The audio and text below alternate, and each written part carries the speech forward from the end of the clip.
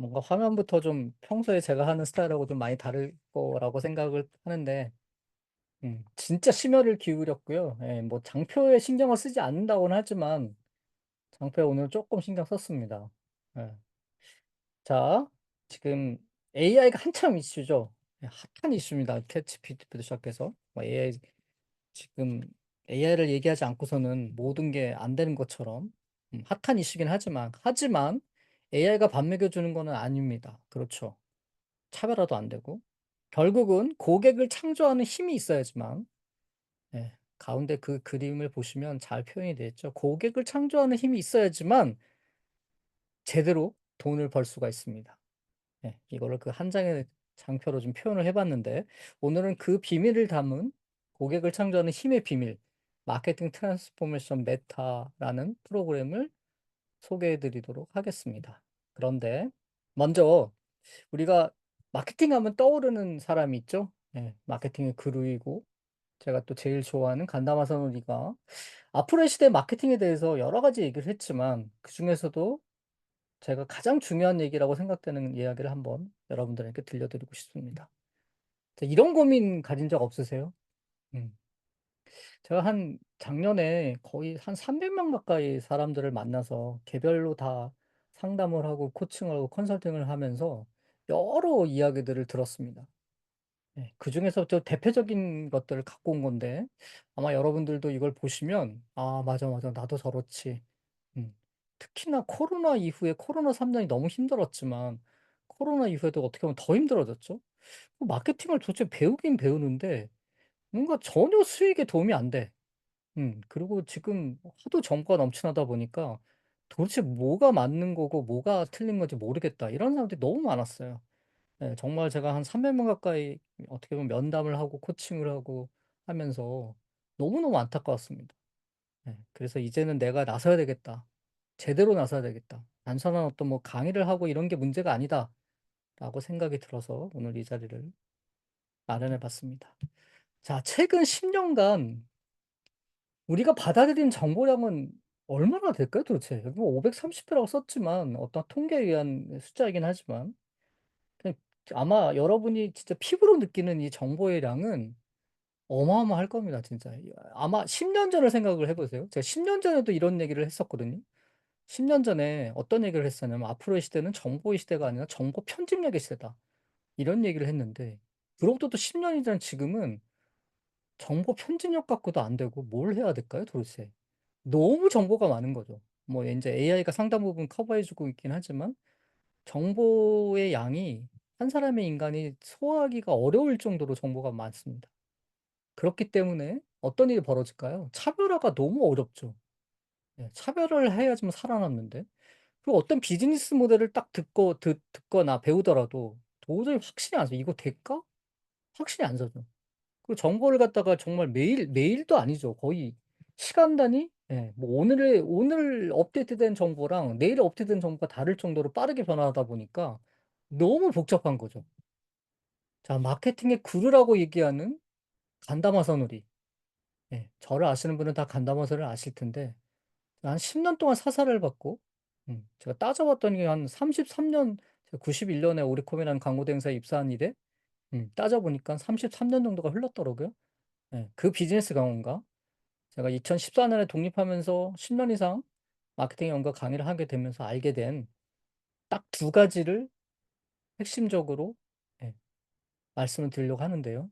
시대에 맞춘 최신 기법 FRM이라고 하는 게 있습니다. 이건 또 뒤에 상세히 설명을 드리고요. 그리고 마케팅 트랜스포메이션 메타의 프로그램에 대해서 말씀을 드리도록 하겠습니다.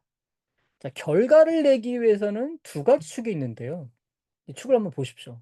하나는 세로 축은 시대에 맞거나 시대에 뒤처지거나 그리고 가로축을 보시면 굉장히 본질적이고 추상적이거나 혹은 표면적이거나 구체적인 이런 매트릭스를 그리면서 말씀을 드릴 수가 있는데 자 뭐 시대에 뒤처지고 표면적인 거는 말할 것도 없지만 자 시대에 설사 맞는다 하더라도 표면적이고 구체적인 것만 가리키면 어떤 결과가 벌어질까요? 흔히 얘기하는 뭐 지금 당장 인스타를 갖고 뭘 해야 된다. 해시태그를 어떻게 해야 된다. 블로그에서 요것만 쓰면 된다. 이렇게만 하면 돈을 번다. 이런 게 너무너무 난무하고 있죠. 자, 지금 이걸 해야 됩니다라고 시대에 맞는 것처럼 보이지만, 시대에 맞을 수도 있어요. 하지만 그런 걸 배워갖고는 단기적인 결과밖에 안 나옵니다. 자, 이번 달은 벌었어도 과연 다음 달은 또 벌 수 있을까? 예. 그런 사례를 너무 많이 봤어요. 뭐 어떻게 보면 당장에는 500만 원, 1000만 원을 벌었대. 예, 막 자랑을 합니다. 근데 다음 달은 어떡할 건데? 다음 달은 또 벌어야죠. 예, 이런 게 너무 많습니다. 가르치는 건 간단하지만 표면적이고 구체적인 것만 배워갖고는 단기적인 결과밖에 나오지 않습니다. 물론 시대에 지쳐주고 본질적이고 수상적인 것도 가르칠 수는 있지만 결과가 나지 않죠. 그러면 시대에 맞고 진짜 본질적인 건 도대체 뭘까? 이건 사실 가르치는 게 너무 어렵습니다. 네. 하지만 장기적으로는 결과가 반드시 나오죠. 네, 적어도 여기서 얘기하는 장기적은 한 10년은 먹고 살 수 있는 거리를 얘기하는 겁니다. 제가 간담회에서 배운 단 한 가지가 있다면 10년을 앞서가는 생각이에요. 네. 늘 10년을 앞서 갔었고 10년 동안 제가 간담회를 옆에서 지켜보면서 이걸 아주 뼈저리게 깨달았습니다. 자, 트렌드를 보지 말고 시대의 흐름을 봐라라고 저는 늘 얘기해 왔거든요. 근데 가르치는 게 정말 어렵습니다. 그리고 이 본질적인 얘기를 할 때 너무너무 힘들었어요. 이제서야 여러분들이 조금씩 이해를 하시고 있는 것 같아요. 왜냐? 이 2번을 얘기하는 사람이 너무 많다 보니까 저처럼 얘기하는 사람에 대한 가치가 이제서야 좀 알게 된 것 같은 느낌이 들어요. 하지만 이건 가르치는 건 어렵습니다. 그러나 장기적으로는 반드시 결과가 나와요. 장기적으로 얘기하는 거는 최소 1년, 3년, 5년, 10년까지도 결과가 나온다는 거예요. 예. 이 장표를 좀 잘 기억해 주십시오. 자, 성공한 당신의 비즈니스는 어떤 모습입니까? 음. 한번 1년 후에 나는 이런 성공한 사람이라면 이런 사람이라면 나는 성공할 수 난 그래도 월 1,000원 벌어야지. 아니야, 월 1,000이 뭐야? 한 월 2,000원 벌어야지. 아니야, 월 500만 벌어도 돼. 기타 등등. 채팅창에 한번 좀 적어 봐 주실래요? 네. 어떤 모습이면 여러분들은 성공했다고 할 수 있을까요? 음. 네. 자, 그런데 지금의 나는 내가 이상적으로 그리는 그 성공하고는 거리가 있다라고 느껴진다면 도대체 뭘 해결해야 되고 그 원인은 도대체 뭐라고 생각하십니까, 여러분은? 비즈니스에서 성공을 이루기 위해서 필요한 요소는 뭘까요? 뭐라고 생각하십니까, 여러분? 그건 바로 마케팅 사고와 고객 중심적인 사고입니다. 네. 마케팅 사고가 뭐고 고객 중심적인 사고가 뭐냐는 거는 누구나 다 아실 거예요. 예. 하도 막 얘기를 많이 들어서 고객이 중심이 되어야 되고 마케팅적인 사고를 해야 된다. 근데 진짜 마케팅이 뭔지 아십니까, 여러분? 그 마케팅이 진짜 뭔지를 오늘 한번 제대로 파헤쳐 보도록 하겠습니다. 자, 비즈니스의 성공에 있어서 핵심 레시피가 뭐다? 라고 했을 때 이건 뭐 당연히 마케팅입니다. 누구나 이렇게 얘기를 하죠. 근데 마케팅을 정의하는 거는 다 다릅니다. 그 마케팅의 정의가 옳다 그르다를 떠나서 아까 제가 말씀드렸죠, 초반에. 본질적인 마케팅이 도대체 뭔가? 예, 이걸 제대로 10년 동안 제가 간담회사 때 배운 거를 여러분들한테 오늘 어떻게 보면 처음으로 공개하는 겁니다.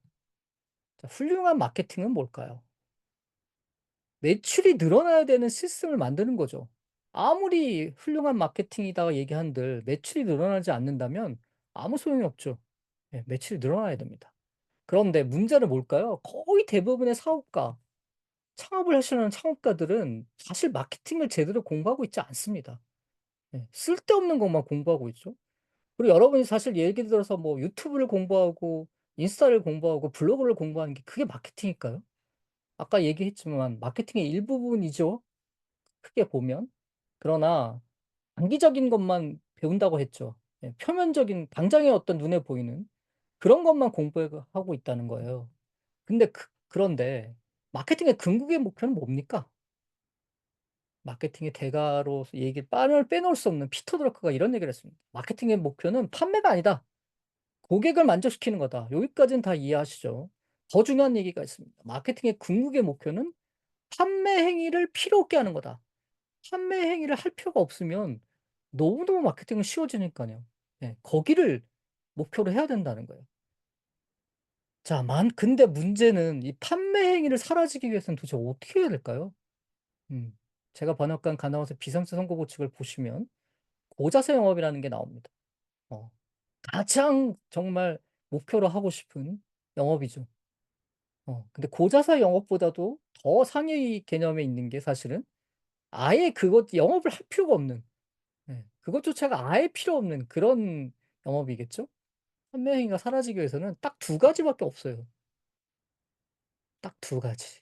사고 싶어서 안달이 나는 상품을 만드는 거예요. 그건 뭐 그냥 사고 싶어서 그냥 미치는 거죠.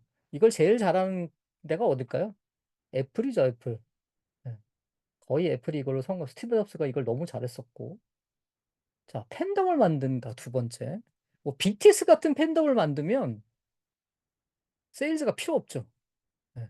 딱 요 두 가지밖에 없습니다. 사고 싶어서 안다는 상품을 만들거나 팬덤을 만들거나 두 가지밖에 없어요. 그런데 간다마선이 이렇게 얘기를 합니다. 앞으로의 시대에 맞는 마케팅은 이런 마케팅을 해야 된다.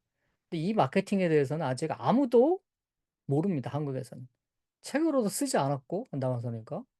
네, 어떻게 보면 구두로만 알려준 거기 때문에 그리고 제가 그걸 충분히 이해하고 소화해서 여러분들한테 오늘 처음으로 공개하는 겁니다. 뭘까요, 도대체 시대에 맞는 마케팅이라는 게? 이 세상은요, 두 가지 면으로 구별할 수 있습니다. 빛과 어둠이 있죠. 네, 성공자의 법칙에도 이 얘기가 나오지만, 어떻게 보면 당연히 세상에는 빛과 어둠은 나눌 수 있습니다. 남자와 여자로도 나눌 수 있고요. 선과 악으로도 나눌 수 있습니다. 그리고 또 사랑과 공포, 이렇게도 나눌 수가 있어요. 자, 사랑에 관련된 감정은 어떠한 것들이 있을까요? 사랑에 대해서 너무나도 많은 얘기를 들으셨죠. 사랑은 도대체 뭘까요? 기쁨, 감사, 행복, 공감, 관용, 온화하고 희망, 신뢰, 존경. 뭔가 사랑이 느껴지시나요? 자, 근데 여기에 비해서 공포에 관련된 감정은 어떤 게 있을까요? 마케팅을 얘기하면서 왜 뜬금없이 사랑과 공포냐, 이렇게 얘기하실 수 있지만, 자, 간다모세가 20년 전부터 얘기했던 게 뭐 어떤 마케팅이었죠? 90년에 당신의 회사를 고수교로 바꿔야 나오는 감정 마케팅입니다. 감정 마케팅. 이 감정 마케팅은요, 100년 전이나 지금이나 바뀐 게 없어요. 사람의 감정이 AI가 판을 치는 지금과 100년 전의 사람의 감정이 다를까요? 사람에 대해서 느끼는 게 다를까요, 여러분? 그런데 지금 어떻습니까? 지금의 마케팅이랄까, 지금의 세태를 보세요. 전부 다 이 공포에 관련된 감정으로 마케팅을 하고 있지 않나요? 엄청나게 어그로를 끌고, 이거 안 하면 너희 죽는다, 다 죽는다, 이거 안 하면, 어? 이것만 해야, 이거 안 하면 큰일 난다. 엄청나게 어그로를 끌고 공포로 완전 몰아붙이고 있죠. 과연 그게 제대로 된 걸까요? 공포는 너무너무 불안을 막 조정하고 슬프게 만들고 분노를 끌어올리게 하고 질투나게 하고 불신을 갖게 하고 무력감을 느끼게 하고 소외감을 느끼게 하고 초조하게 느끼게 하고 억울을 끌면서 초조하게 느끼니까 또 사게 만드는 거죠. 여러분들 그렇게 그렇게 당해서 정말 사기도 당하고 필요 없는 강자나 엄청나게 제가 왜 이런 말씀을 드리냐면 진짜 제가 300만 가까이 작년에 만나면서 별의별 사람들을 다 만났지만 최고로 많이 한 1년에 한 5천만 원? 네. 5천만 원짜리 강좌를 들은 사람도 봤어요. 심지어. 이 말이 됩니까? 네. 그런 거에 다 엄한데 돈을 쓰고 와서 저한테 와서 하소연을 하시더라고. 어. 이런, 이런 공포의 정말 감정의 사람들은 당할 수밖에 없습니다. 하지만 이게 본질은 아니라는 거예요. 자, 여러분은 이 비즈니스를 사랑으로 하시겠어요? 사랑의 감정으로 하시겠습니까? 아니면 지금처럼 딴 인간들이 하고 있는, 당장은 그게 먹힐지도 모르지만 공포의 감정으로 하시겠습니까? 어떤 감정으로 여러분 하실래요? 앞으로의 시대에 맞는 마케팅은 이렇게 말씀드리고 싶어요. 마케팅은 사랑이다. 예, 저는 세일즈도 사랑이라고 얘기하지만 마케팅이야말로 사랑으로 해야 된다는 거예요. 마케팅은 사랑이라는 겁니다. 사랑의 감정으로 그런 감정 마케팅으로 해야 된다는 거예요. 그런데 그 사랑의 감정으로 하는 마케팅을 뭐라고 정의하냐? 저는 FRM이라고 여러분들한테 말씀드릴게요. FRM? 이게 뭐야 도대체? 내가 DRM은 들어본 적이 있어도 FR은 처음인데? 당연히 처음이시겠죠. 어디서도 검색해도 나오지 않는 단어입니다. 제가 만든 단어니까요. 안나면서한테 배워서 만든 단어이기 때문에 그렇습니다. 검색해도 안 나와요, 이거는. 네, 그런데 앞으로의 시대의 마케팅을 얘기한다면 DRM 많이 들어보셨을 거예요. 다이렉트 리스폰스 마케팅. 예, 고객의 직접적인 반응을 일으키는 마케팅이 가나워서 25년 전에 미국에서도 가져와서 대박을 낸 거죠.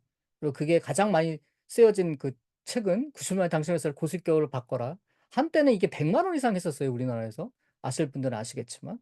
자, 그걸 저는 FRM으로 얘기하는 겁니다. 10년 이상을 충분히 써먹을 수 있는 마케팅의 핵심 키워드가 FRM이에요. FRM은 뭘까요? FRM은 팬 리스폰스 마케팅입니다. 네. DRM이 다이렉트 리스폰스 마케팅이라고 한다면 FRM은 팬 리스폰스 마케팅이에요. 네.